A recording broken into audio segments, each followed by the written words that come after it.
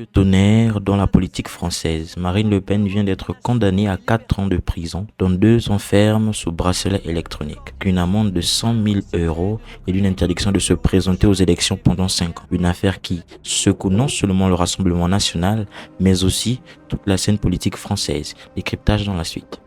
Pour ce qui est des faits, il faut dire que cette condamnation fait suite à l'affaire des assistants parlementaires du Front National au Parlement européen.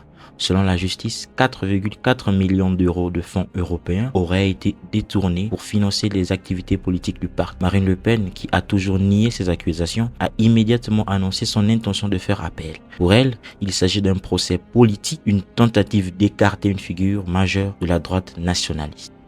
Pour ce qui est du contexte politique, il faut dire que cette décision intervient dans un climat politique déjà chargé.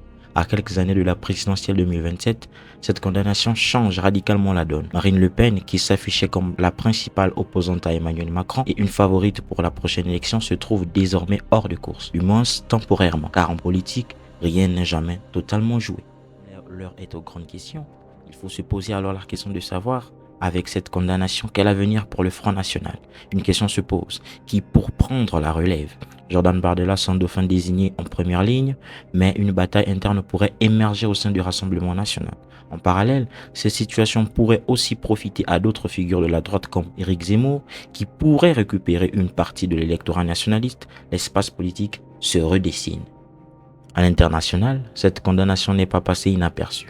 Des figures comme Vladimir Poutine ou Elon Musk ont pris sa défense, dénonçant une instrumentalisation politique de la justice.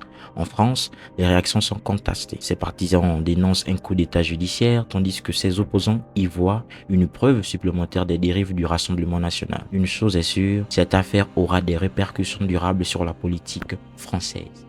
Et pour finir, il faut dire alors, cette condamnation signe-t-elle la fin de la carrière politique de Marine Le Pen? Son appel peut-il renverser la situation? Qui profiterait de cette situation? Une autre chose est sûre et certaine, la présidentielle 2027 vient de prendre un tournant inattendu. N'hésitez pas à donner votre avis en commentaire et de vous abonner pour ne rien manquer de nos prochaines analyses politiques et à bientôt.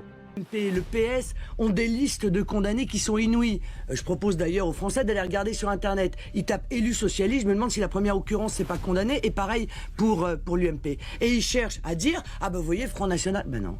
Le Front National non, et moi ma veste elle est immaculée. Voilà. Et ils auront beau essayer de s'agiter, ils n'arriveront pas à me salir, parce que j'ai une éthique, j'ai une morale, que je m'y tiens, et que moi quand je réclame l'éthique et la morale, je me l'applique à moi-même.